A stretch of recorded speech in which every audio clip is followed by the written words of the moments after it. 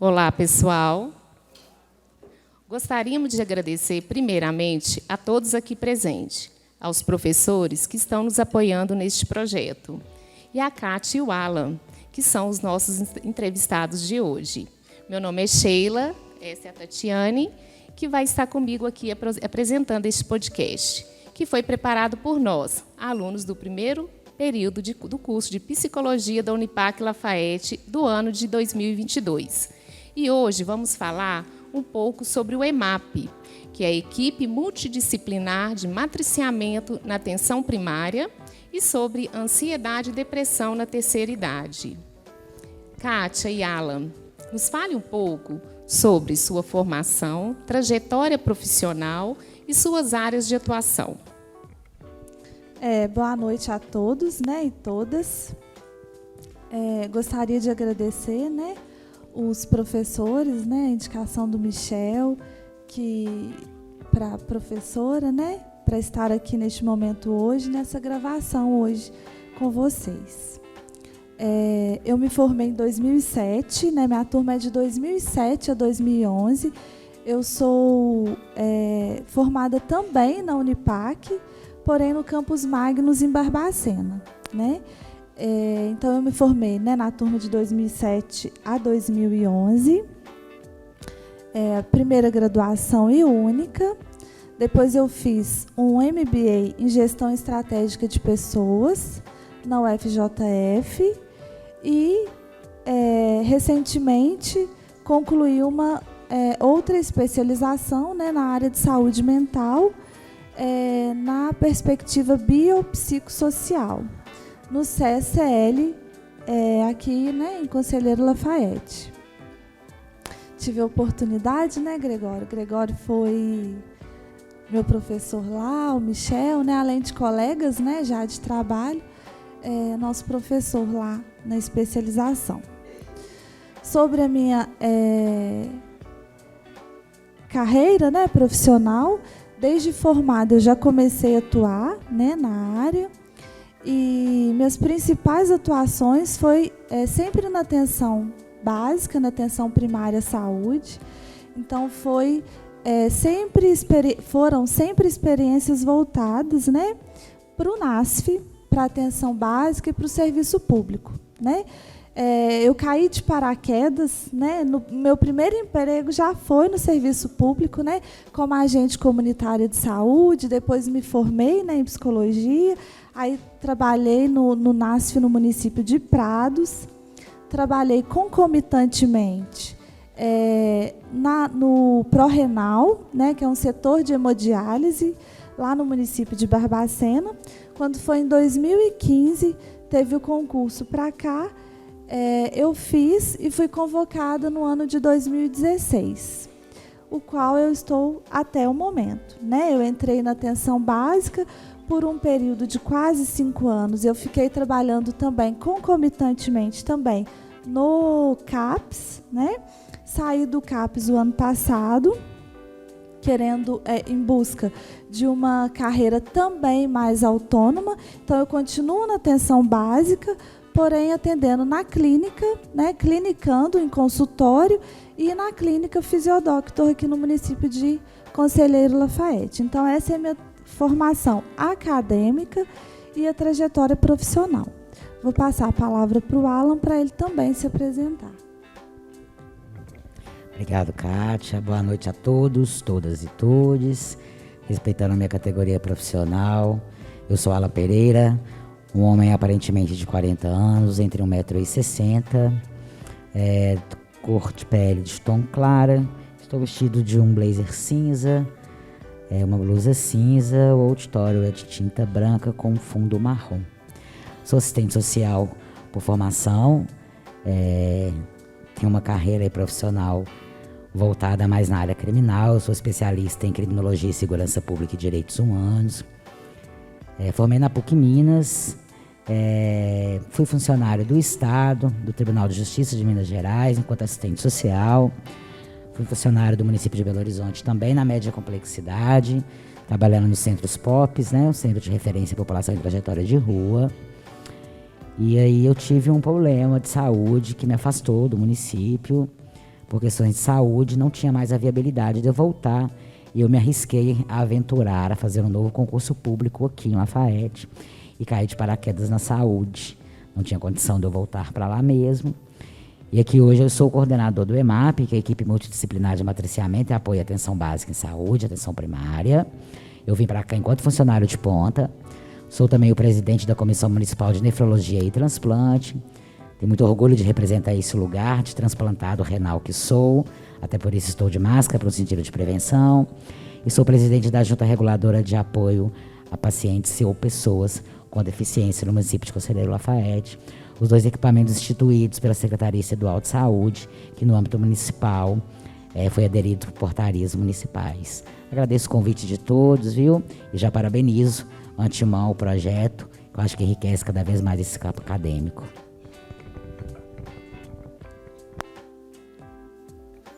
Boa noite, pessoal. Boa noite, Kátia. Kátia, Boa nos noite. fale um pouco sobre o EMAP e quais são os objetivos do núcleo. Sim.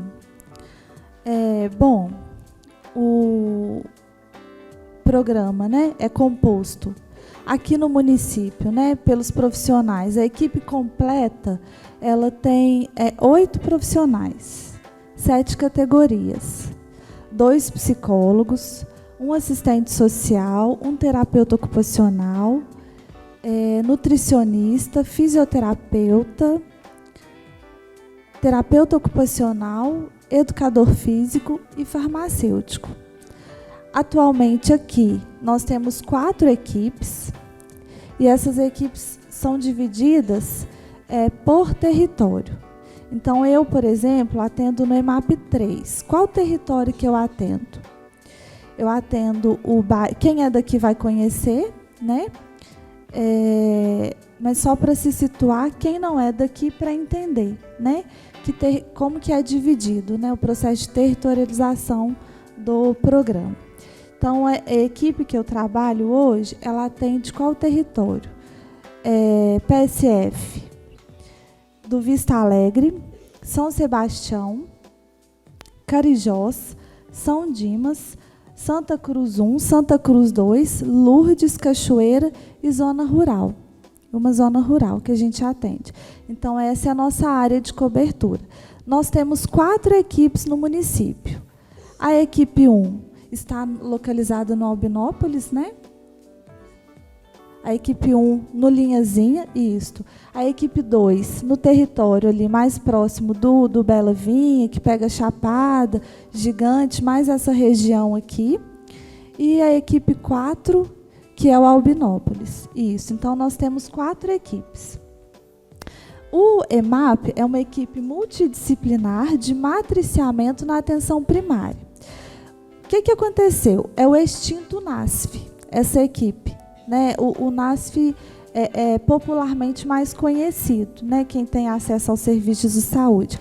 Porém, em 2019, teve uma portaria que deu mais autonomia, né, para os municípios e extinguiu o NASF. Então, os municípios que tinham a pactuação puderam manter as equipes, né, ou ter mais autonomia para trabalhar com essas equipes de maneira que entendia melhor para o município, né?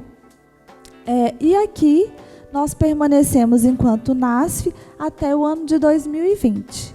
No ano de 2021, com a chegada do Alan, o programa teve uma reformulação. O que aconteceu de mudança? Nossos atendimentos eram itinerantes. Nós fazíamos atendimento no território. Nós íamos nesses PSFs, nessas equipes de saúde, né? Na época, por exemplo, eu atendia Paulo VI e Amaro Ribeiro. Então, nós, equipes de saúde, íamos no território, né? E com a mudança do programa, nós temos um polo onde nós atuamos hoje. Hoje é o usuário que vai nos nossos serviços de saúde, né? Nesses polos, nesses 4 polos que a gente tem no município. O que o EMAP faz? Né? O que nós, enquanto EMAPs, fazemos?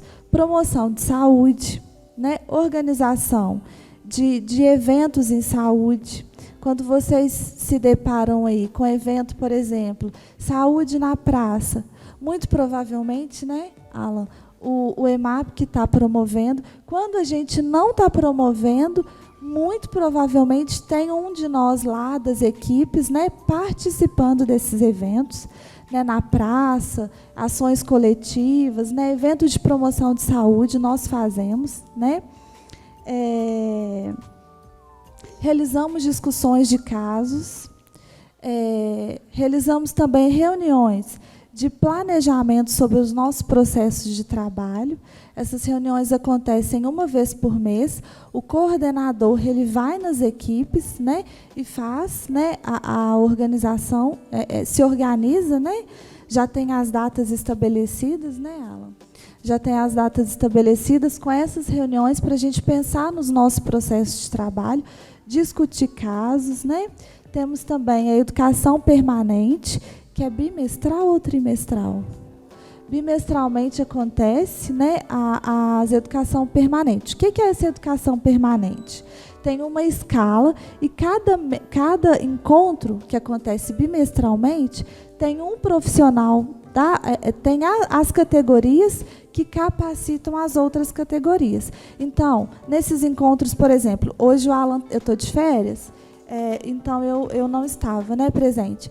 Mas hoje, por exemplo, teve a capacitação permanente, né, a educação permanente dos farmacêuticos, que é o quê? O que os farmacêuticos capacitaram as outras categorias, né, dessa equipe multidisciplinar. Então, a cada 2 meses, uma categoria faz essa educação permanente. Pensamos também, né, na contribuição da integralidade do cuidado, pensando na clínica, né, ampliada. Fazemos visitas domiciliares também, tá? Às vezes o usuário, por exemplo, é acamado, sofreu um AVC, está com um quadro de alteração de humor. Então, quem que vai nessa visita? Quando essa demanda chega para a gente, chega ali com as referências, né? Quem que são os profissionais que serão envolvidos nessa visita domiciliar? Lembrando sempre, dentro desse território que a gente atende, que cada equipe atende, né?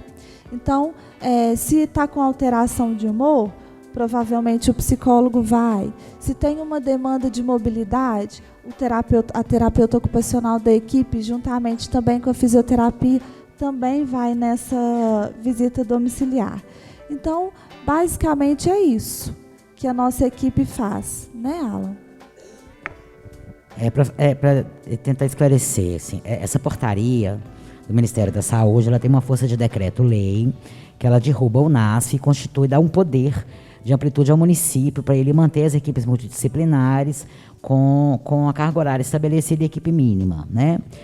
Então, ele é financiado pela atenção básica em saúde, né? A saúde, ela tem 3 níveis, e um dos níveis é o nível básico. O nível básico da atenção em saúde, ele não faz atendimento, né? Assim, o atendimento clínico não é o objetivo desse nível de saúde. O objetivo desse nível de saúde é prevenção e promoção em saúde. Obviamente que a clínica também promove, né, gente? Mas a gente sabe dessa discussão. Então, quando sai esse decreto de força de lei, o município, ele me convida a repensar a estrutura NASF. Fica enquanto crítica, o município não tinha uma funcionalidade de NASF, tá? O NASF, ele foi pensado enquanto equipe de matriciamento. O que é matriciar? Matriciar é quando você envolve vários saberes, as várias categorias profissionais, numa conduta complexa, e na discussão dessa conduta você vai achar a conduta assertiva com vistas à prevenção e promoção em saúde. Por exemplo, temos um caso de depressão. E aí ele chega na atenção primária. E aí a psicóloga, Kátia, vai discutir com os outros profissionais o caso da depressão. No caso, aí se descobre ali na referência que esse paciente com depressão, ele também tem uma violação em saúde. Por exemplo, ele está esperando uma cirurgia tem mais de 1 ano. Pode ser a causa da depressão, né? Violação de direito, serviço social. E essa cirurgia que ele está esperando é uma cirurgia ortopédica, reavaliação da fisioterapia, que automaticamente ela está ali parada, acamada, e não está conseguindo conduzir o espaço ocupacional dela, né? Porque terapia ocupacional não é só ocupar o espaço, é fazer qualidade de vida desse espaço ocupacional. Então envolve a terapeuta ocupacional, né? E aí ela toma um remédio. E ela está tomando remédio porque ela está achando que a depressão está com dores, sensitiva, e aí faz a polifarmácia. E a gente dá assistência farmacêutica para dizer a ela que a automedicação, inclusive, vai piorar o quadro clínico. E aí a gente já fez um projeto terapêutico singular, está matriciado. Qual que é a melhor conduta para resolver a depressão? A conduta será a psicóloga avaliar e aí encaminhar para atenção secundária em saúde. Esse é basicamente o trabalho do EMAP. É uma equipe multidisciplinar de matriciamento, né? Junto a isso, a gente promove, como Kátia bem disse, as ações em saúde.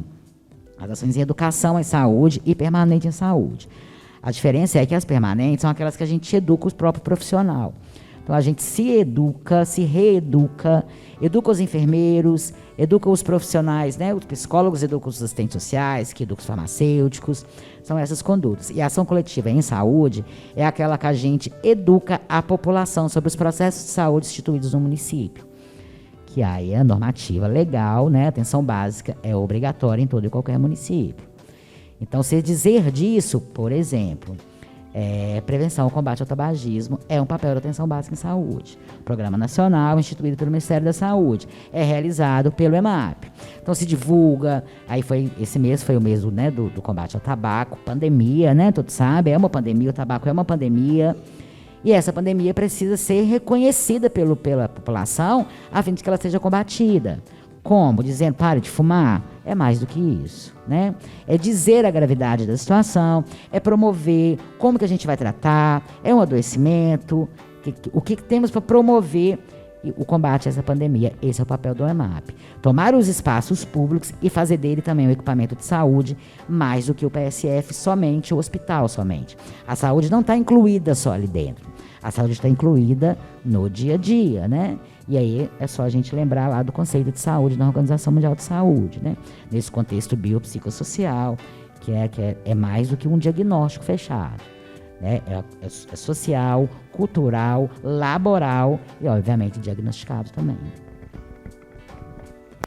Kátia, no EMAP, quais são as principais demandas recebidas por vocês, psicólogos? O EMAP recebe demandas bem generalizadas, bem generalistas, né? A atenção, como bem disse o Alan, a atenção básica, ela está lá na ponta, né, da pirâmide. Então, é um serviço de porta aberta às equipes de saúde da família, né?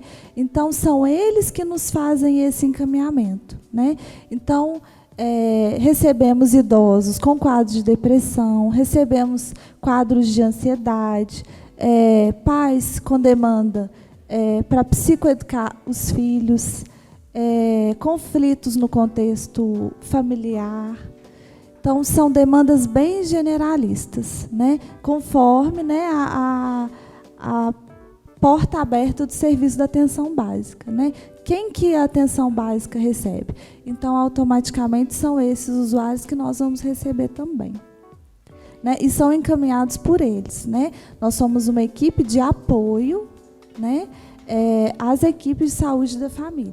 Então, nós não recebemos atendimento direto, né? Quem são porta aberta são as equipes de saúde da família e eles recebem usuários, conforme a identificação da demanda, eles vão encaminhando. Essa demanda é uma demanda para o nutricionista da equipe. Essa demanda é uma demanda para o psicólogo da equipe, para o TO. Este usuário ele precisa fazer atividade física lá com o educador físico. E assim por diante. Ok. E durante a pandemia, vocês observaram mudança nas demandas que chegam até vocês no EMAP? Sim, com toda certeza, né, a pandemia causou um impacto, né, socioeconômico, e isso impacta, né, não só a questão socioeconômica, né, a questão da pandemia impactou todo o serviço, principalmente de saúde e de saúde mental, né? O que a gente observou que a gente recebeu mais neste período? Quadros de depressão, quadros de ansiedade, um aumento de pessoas que tinham sinais e sintomas de transtorno obsessivo compulsivo, piorou, houve uma piora de síndrome do pânico, né? De traumas, né? Questões envolvendo o luto, né? Porque às vezes perdeu alguém próximo da família ou ali do convívio, do contexto familiar. Então, com certeza, a pandemia impactou, né? Só para completar isso, sim, e a pergunta anterior também, a gente precisa criar um olhar, né? Fica um convite diferenciado para a psicologia da atenção básica. Porque a ideia é que o psicólogo da atenção básica, ele vai fazer psicoterapia, né? Não é o papel da atenção básica em saúde. Não é. É um papel de identidade, de identificação do problema e aí, a partir daquilo, ele conduzir. Por exemplo, casos que raríssimos chegam na atenção básica e que é a porta de entrada da atenção básica. Diagnóstico de diabetes. É o cartão de visita da atenção básica. Aí você descobre que tem diabetes, uma conduta completamente diferente, mudanças de hábitos, de rotina. E aí aquilo causa um transtorno, né, psicossocial, mas ele não chega ao psicólogo da atenção básica, que deveria chegar. Porque aí ele vai saber conduzir na aceitação do diagnóstico, entre outros fatores. Assim como na pandemia, né? Os fatores foram diversos fatores aí que foram conduzindo junto com a pandemia, né? Ou conduzidos junto com a pandemia. E aí teve, sim, esse impacto, acho que principalmente para a psicologia, para essa categoria, porque se perde... os níveis de saúde fica tão estreito que ele se perde para quem encaminhar. Então, vai encaminhando tudo para a psicóloga e para o psicólogo. Ele tem que dar conta do problema do outro. Não é assim, né, gente? Não funciona dessa forma, né? Até porque são todos feitos de carne. E aí, quando surge isso na pandemia... a esse direcionamento direto ao psicólogo, como se ele fosse a cura do problema da pandemia, e não é, né? Então, há um cansaço profissional durante a pandemia, que é um reflexo também da própria pandemia, e a gente vê alterações muito complexas, né? Inclusive, como a Kátia bem trouxe, do processo de saúde mental, porque é óbvio que a saúde mental ela tem que estar na atenção básica, ela tem que estar lá, desde que ela esteja no nível estável, por N condições, inclusive condutas aí dos processos deliberados em saúde, né? Trabalhar no coletivo, território, regionalização, é do paciente de saúde mental, ele tem que absorver da saúde, da atenção básica, e não ficar preso lá no CAPS. Exatamente essa é a ideia. Porém, o CAPS não consegue absorver. E não é município de Conselheiro Lafayette, não, tá? Isso é nacionalmente. Não consegue absorver e vai levando para a atenção básica. É onde que há aí que a gente, inclusive, há vários estudos disso considerando, vem a terceira fase da Covid, né? Que é exatamente a fase dos impactos psicossociais que a gente está enfrentando aí já agora. Falando dos idosos. Só para completar a fala do Alan, né? Quando ele fala sobre o atendimento do psicólogo na clínica, tá aí uma boa pergunta, né, a se fazer. Se a gente faz o atendimento clínico individual, né? A gente faz, né, o atendimento clínico individual, mas de maneira breve, né? A gente faz uma psicoterapia breve, porque este não é o objetivo do programa, né? O Alan também mencionou sobre isso, né? O objetivo do programa é promover saúde. Quando o usuário vem demandando uma psicoterapia de médio e longo prazo, aquele usuário já está, entende-se, né, que aquele usuário já precisa de um tratamento, né, que escapa o programa. Não que o EMAP não vai fazer, o EMAP vai fazer o atendimento clínico, porém é uma escuta breve, focada, né, focada e focal naquele problema ali emergente, né? E a gente faz também o atendimento compartilhado, né, com os profissionais, por exemplo. O PSF encaminha, né, recentemente encaminhou uma usuária com quadro de AVC para o atendimento clínico da fisioterapia e que estava com um quadro de alteração de humor também. Então, encaminhou para mim e para ela. Nós fizemos o atendimento compartilhado. O que é isso? Nós fizemos o atendimento junto, né? Então, ela fez as orientações, encaminhou para o setor de reabilitação, né? E eu estou acompanhando a usuária no atendimento clínico individual, né? Mas desde o início eu já coloquei para a usuária que isso também será de maneira breve, que eu não vou permanecer com ela no atendimento clínico individual num período de médio e longo prazo, tá? E os atendimentos em grupos também. A psicologia também faz atendimento em grupo, né? Recentemente eu separei, a gente estava, né, com uma demanda reprimida, uma lista de espera, né? Uma fila de espera.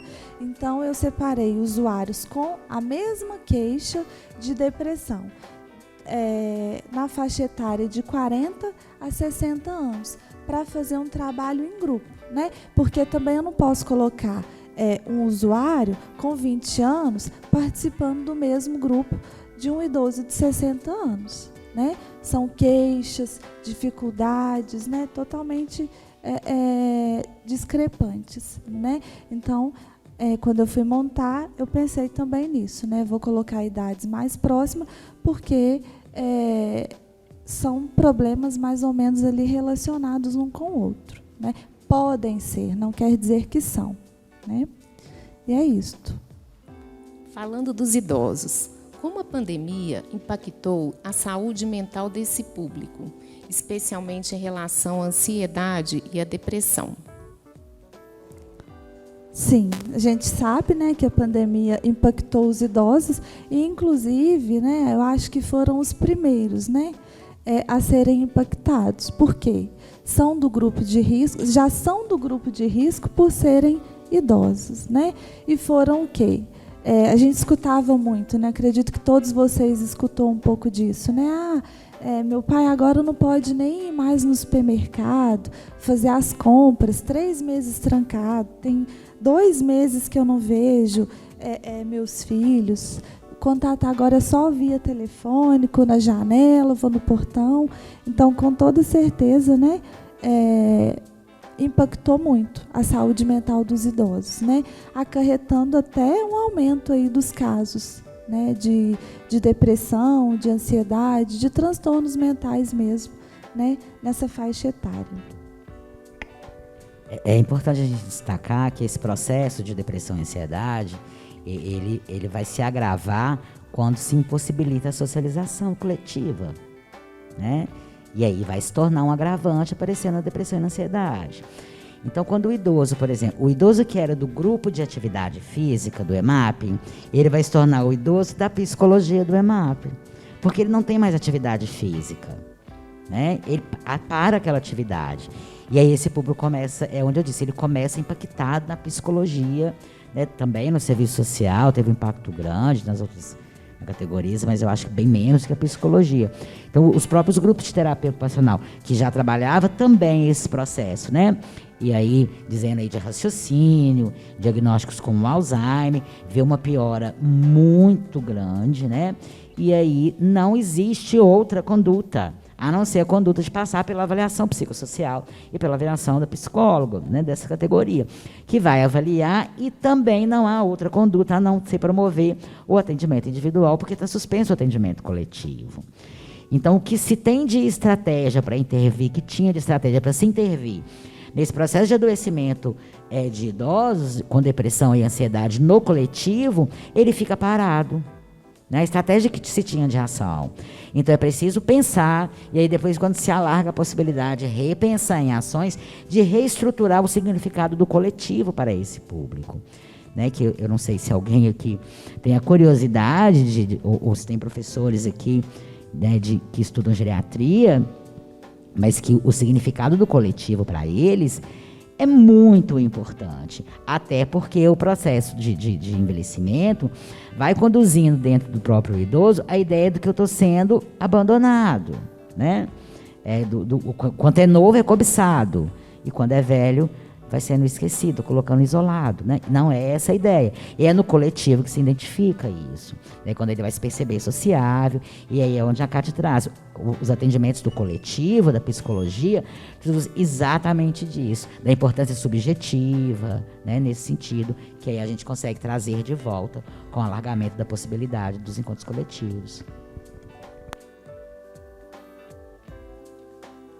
Quando isso acontece, né, com esse retorno, né, Alan, a gente pode observar como que como que está aumentado, por exemplo, a procura pelos atendimentos coletivos, né, pelas atividades físicas, bomba, né, superlota, né, a procura mesmo, né, dos idosos para essa retomada, né, das oficinas com a terapeuta ocupacional, de oficina de memória, né?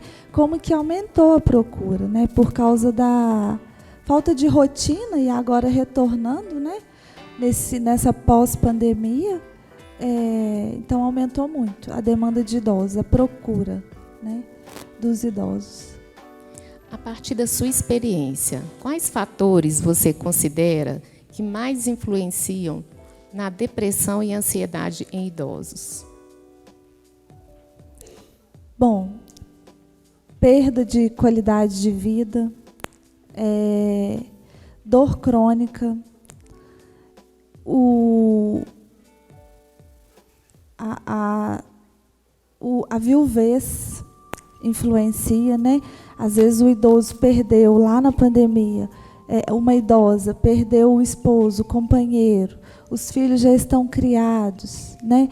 A dor crônica, o diagnóstico de uma doença crônica ou doença grave, tudo isso influencia, né? Impacta, né? Na saúde mental do idoso. Mais o que? Deixa eu pensar. Capacidade física, dependência, né? De ter alguém para cuidar. Tudo isso também impacta, né? O sentimento de culpa por meu filho agora está tendo que abrir mão da vida dele para cuidar da minha saúde, para me ajudar, para me dar apoio. Então, tudo isso tem, né? Fortes impactos aí na saúde mental do idoso. Quer complementá-la? Quais sinais as pessoas próximas podem observar em um idoso em casos de depressão e ansiedade? Bom, eu vou falar um pouquinho de sinais e sintomas, né? O isolamento social são sinais, né, sintomas de... Só que um sinal e um sintoma não caracteriza a patologia da doença, né? A gente pode compreender como patologia vários sinais, né? E o prolongamento desses sintomas, né? Então, a gente pode considerar o quê? O isolamento social, a insônia ou a hipersonolência, alteração de humor, alteração de comportamento, o cansaço, a apatia, a desesperança, tudo isso são sinais, né, e sintomas que nos dão aí sinais de alerta para observar se o idoso está, né, encaminhando para um quadro, né, de acometimento ou agravo em saúde mental. Basicamente são alguns, tá? Eu acho que é importante a gente, quando a Kátia traz disso, né, e a pergunta, parabéns pela formulação, é identificar o que é um problema social e o que é um problema clínico, né? Porque há vários idosos que vão apresentar sintomas que confundem mesmo, né, gente? Assim, aí essa conversa tão próxima das duas categorias, da psicologia e do serviço social, inclusive a manifestação das duas categorias em vários equipamentos de forma conjunta e concomitantes. Porque há o problema que é social e que ele não vai ser clínico, tá? E há o problema social que vai levar ao adoecimento clínico, né? Por exemplo, o idoso, ele pode simplesmente ser parado da companheira ou do companheiro dele, não causar uma depressão, não causar algo clínico, mas socialmente ele se torna, por exemplo, agressivo dentro da família. É um problema clínico ou é social? gente precisa identificar, né? Porque é uma falta de fortalecimento de vínculo familiar, que não foi construído, em algum momento com rompimento na família ali, aí houve uma culpa, é um adoecimento social, ou é um adoecimento clínico. Então, esses sintomas que a Kátia traz, que não é da minha categoria profissional, é mega importante serem observados para ter identificado uma conduta que se confunde durante todo o tempo, sim, que são as condutas sociais e clínicas. E aí, esses sinais, né, e sintomas, eles podem se misturar. Eles são subjetivos, eles podem vir de maneira física, né, de maneira somática, subjetiva. Então, eles se misturam, né? O que você gostaria de deixar de orientação para as pessoas que estão com o idoso? Um cuidador, um filho, uma pessoa próxima, para identificar esses sinais de depressão e ansiedade? Ficar aí como mesmo um sinal de alerta, né? E que a depressão e a ansiedade, elas são doenças tratáveis, né? Seja ela com medicação, né? Com psicoterapia ou com os dois, né? E que se a gente quer ter um envelhecimento saudável, a gente precisa começar a cuidar desde já, né? A gente precisa mudar nossos hábitos, fazer a prática de atividades físicas. Eu, particularmente, tenho uma dificuldade enorme, né, de aderir à atividade física, mas estou tentando, né, sei da importância e estou tentando, não só a mudança, né, a prática de atividades físicas, mas hábitos alimentares saudáveis, né, e permanecer aí com essa mudança, né, de hábitos e mudança mesmo para hábitos saudáveis mesmo. Eu acho que a mudança de rotina também, assim, de uma rotina que é estabelecida, eu acho que é algo importante para se ter uma visão, né? O idoso é comunicativo, sociável, é um idoso que gosta de sair, gosta de ir ao supermercado, ele faz as compras dele, ele tem autonomia, ele vai lá, ele sai e recebe o dinheiro dele, ele administra a vida financeira dele, de repente esse processo começa a mudar. E aí, gente, claro que isso não é de forma consciente, mas muda, né? E aí ele começa a falar com o neto dele ali, ou com o filho, né? Vai no supermercado pra mim. Ah, mãe, mas você vai, você não quer mais? Ah, não quero mais sair na rua. É um sinal, né? Opa, tá mudando alguma coisa. É aquela idosa vaidosa, né? Que gosta aí do perfume, da maquiagem, se olha no espelho, de repente ele vê que ela começa a enganar o banho. Né? Ela já não tem mais aquela vontade de tomar o banho todo dia, de se arrumar para ir na esquina, para ir no grupo de atividade física. São sintomas que a gente começa, eu acho que precisa se perceber a mudança de rotina para começar a identificar e provocar a conduta de terapêutica, né? Que obviamente, não estou dizendo só de psicoterapêutica, mas a conduta terapêutica, cozinhar, por exemplo, é uma terapia, não é uma psicoterapia.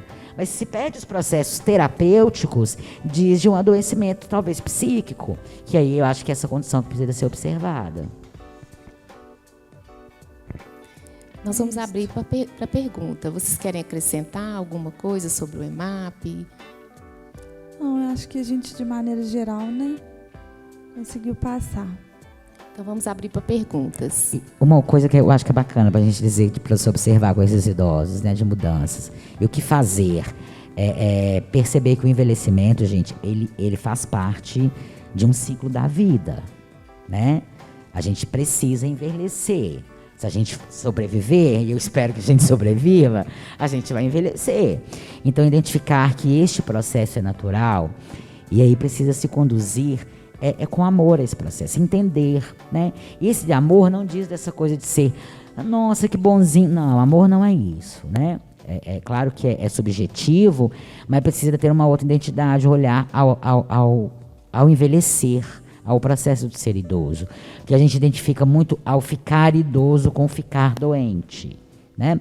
Tá ficando doente, né? E aí não tá ficando doente. Né? É possível envelhecer com qualidade.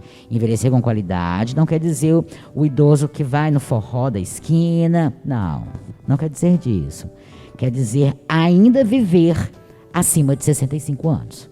viver e não sobreviver. Viver dentro daquela conduta, né? De uma nova rotina que se readapta ao corpo físico, à saúde mental e às outras condutas todas que temos. O idoso também, né, traz muito esse estigma, né, de que o envelhecimento vai trazer, né, vem carregado de inutilidade, né, e não necessariamente tem sido isto mais, né. A gente tem visto muitos idosos ativos, né, atuantes,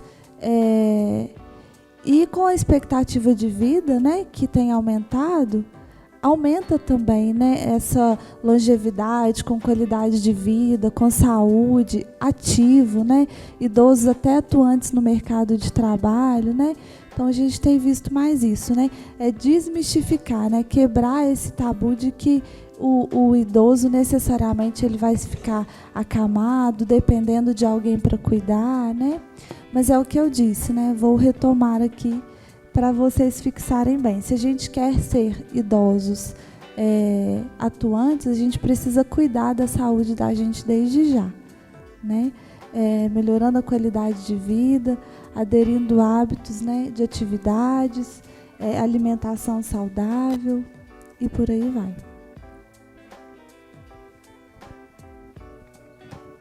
Pessoal, estamos então abrindo agora a rodada de perguntas e o microfone está disponível. Quem tem uma pergunta para participar?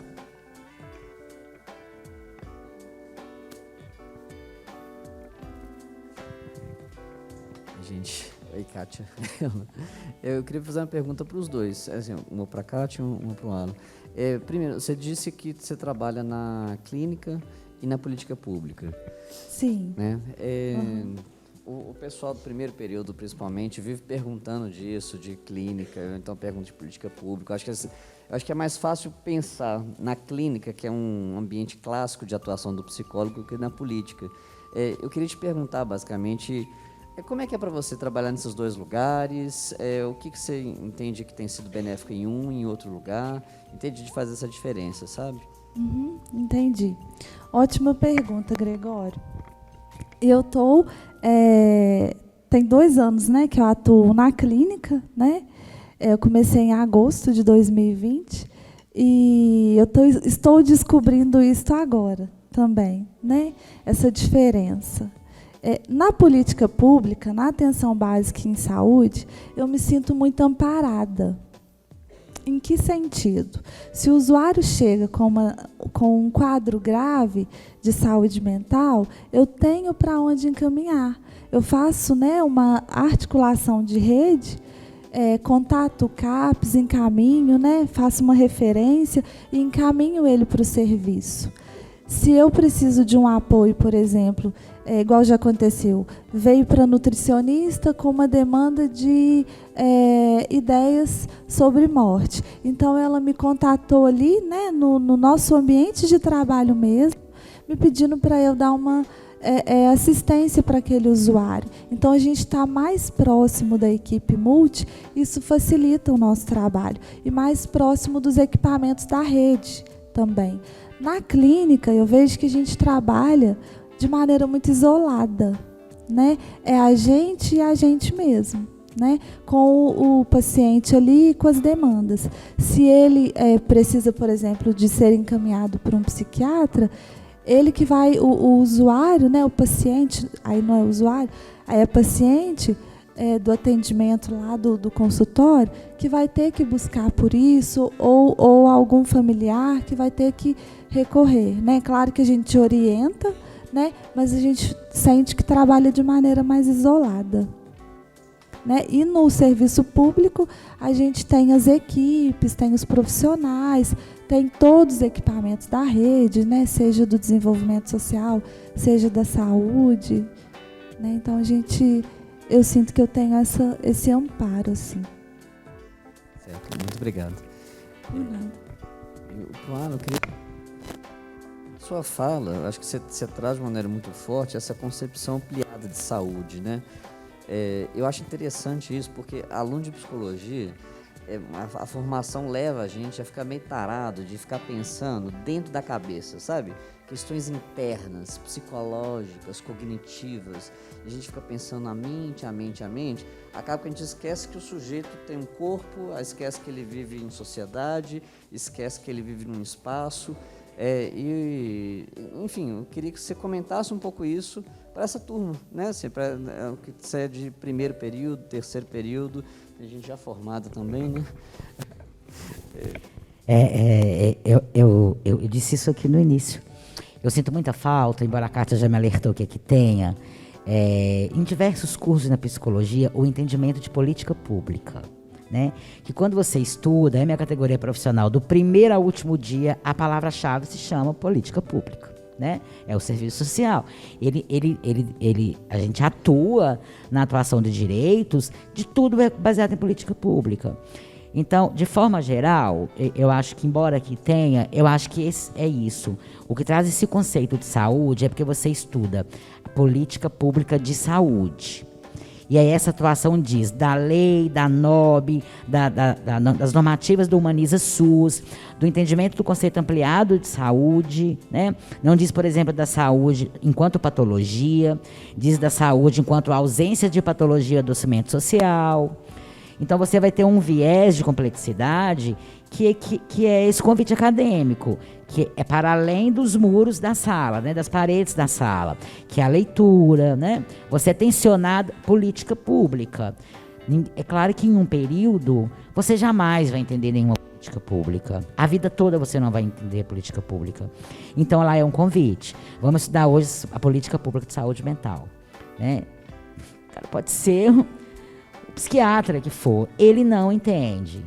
Ele vai ter que entender todo dia, porque quem constrói a saúde é o indivíduo, é individual, é o sujeito social. E ser sujeito social não diz patologia. Talvez por isso esse conceito mais ampliado. Você identificar o sujeito social enquanto patológico, ou seja, ele é um CID, ele é um adoecimento, né? Qual que é o CID para quem passa fome? Não tem. Mas ele está doente? Está. Ele está. O mundo está doente, né? Qual, por exemplo, o CID para quem vive em trajetória de rua e que simplesmente ele tem uma descoberta, por exemplo, de gênero, ele se identifica na transexualidade, a família não aceita e ele escolhe a trajetória de rua, porque pode ser um processo de escolha, tá, gente? Ele vai para a trajetória de rua. Qual que é o CID? Não tem. Mas ele está doente. Né? Socialmente ele está doente. Por quê? Porque não tem política pública que acolheu ele. Se não tem política pública, tem adoecimento. Porque a política pública é a resposta do que move o mundo, o que a gente chama de questão social. Eu acho que esse é o conceito complexo, né? Mais ampliado que se cria de saúde. Fica o convite, viu, gente? Leiam todas as políticas públicas que vocês puderem, a carreira que vocês estão aí introduzindo na vida de vocês, estudando para serem profissionais de excelência. Para mim, todo profissional estuda para ser de excelência, né? É uma vaidade que a gente tem que ter. Diz muito de política pública. Então, leiam todas. Ah, mas se eu não vou atuar, para que eu vou ler? Porque amanhã vai chegar uma pessoa que é o seu paciente, que ele está inserido nessa política. E você não tem resposta para ele. Aí o profissional de excelência ficou aonde? Aqui dentro da Unipac. Porque ele não leu. Então, fica o convite, tá bom? Tudo bem, pessoal? Mais alguma pergunta? Só para complementar a pergunta do Gregório, depois que a gente fala, né, fica sempre aquela lembrança. Eu poderia ter falado isso, poderia ter falado aquilo. E a diferença também de serviço público, né, para o atendimento da clínica, é que na clínica a gente pode manter o paciente até quando ele quiser, né? Enquanto ele tiver demanda, né? Não que na política pública a gente não vai trabalhar com a demanda dele, mas no caso do atendimento individual, né? Como eu disse, é um atendimento, uma psicoterapia mais breve. E aí fica de novo para pensar a gente em relação a isso, porque é um direito, né? A saúde é um direito universal, é o único direito universal que se tem nesse Estado democrático de direitos, se pode dizer assim, é o único. E que é tão universal que precisa de uma autorização para tantas sessões. qual universalidade que é essa, né? Porque é subjetivo, né? Aí, óbvio que não é minha categoria profissional, mas eu trabalho com 7 psicólogos, né? E aí eles falam comigo, mas é subjetivo. Eu não posso falar que ele pode 4 sessões, mas aí vem lá na Secretaria de Saúde, seja ela estadual, municipal, Ministério da Saúde, estabelece que só pode ser autorizado 4 sessões. Que política universal que é essa, que vocês vão dar de frente lá, né? Gente, esse paciente, eu não sei quantas sessões que ele precisa, é subjetivo, esse cara pode depender da psicoterapia a vida toda. Aí vem a Secretaria de Saúde e fala, está liberado 4 sessões, depois você tem que dar alta. Como que você vai dar alta? Baseado no quê? Baseado no que a política pública, ela não é universal. Tá? Ela é universal no papel. Universal é a partir do momento que o acesso é livre. Se o acesso depende de alguém para ir lá e dar um carimbo e uma assinatura, ele deixou de ser universal.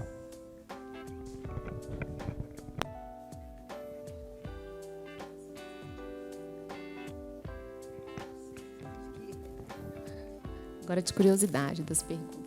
Você também faz atendimento clínico?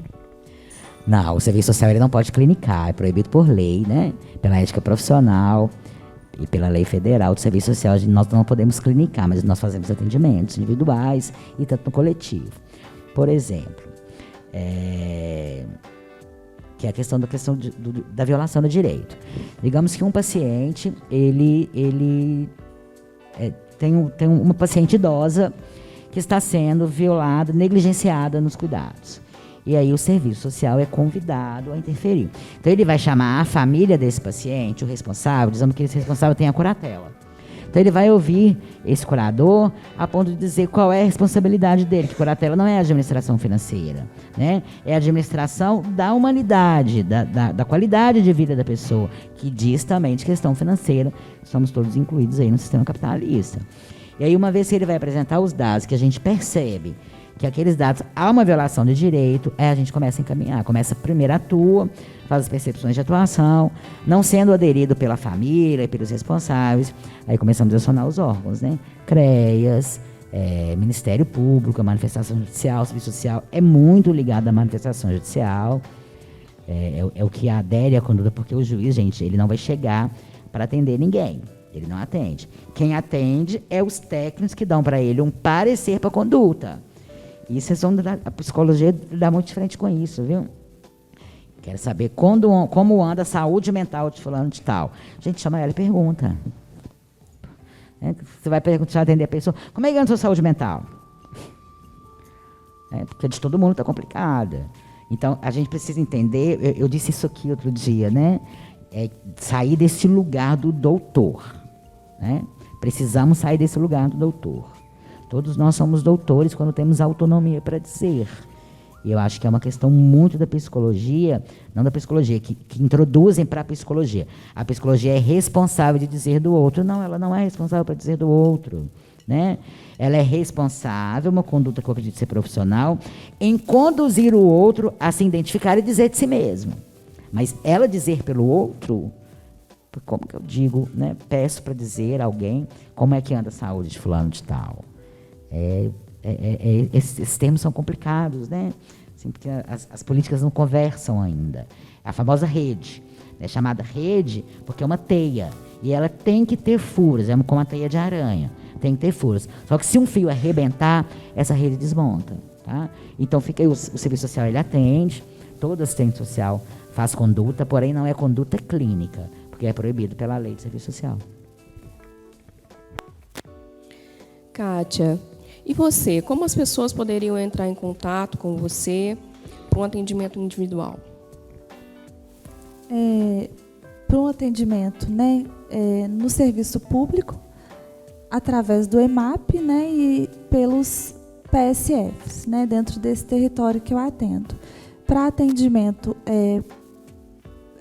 individual clínico, pode ser pelo meu contato, telefone que eu deixo, e 32, né, quem quiser anotar, 32 9 8805 0765. Eu estou há 6 anos em Lafayette, mas ainda estou ligada ao 032. E na Fisiodoctor, né? Ou pelo telefone, disponível mesmo, né? Fisiodoctor é uma clínica aqui do município de Lafayette, a qual eu tenho atuado, né? Comecei a clínica lá em 2020 e estendi para o consultório, mas estou lá também, né? Então, em atendimento clínico particular, ou é na Fisiodoctor ou no meu consultório, né? E atendo planos também, né? Planos de saúde lá na Fisiodoctor. Então, quem tem plano e quer fazer o atendimento, né? Lá, se não me engano, tem 6 psicólogos, tem muita demanda, né? Então, acho que 6 psicólogos numa clínica ilustra bem, né? O tamanho da procura aí pelo atendimento, né? Diz bem. Então, meu telefone 32 98805 0765. Tá ok. Bom, pessoal, a gente vai finalizar, então. Nós agradecemos aos ouvintes, aos convidados, aos professores Lísia, Eliette, Gregório, Michel, demais professores que liberaram as turmas, né, para estarem ouvindo e assistindo aqui a gente. A toda a equipe da Unipac, em especial o João, do marketing, e ao Alfredo, da rádio Estúdio AG1, www.estudioag1.com.br. Gente, só toca musicão. Maravilhosa a rádio. É minha rádio agora favorita. Tá bom? Muito obrigado e até a próxima. Boa noite.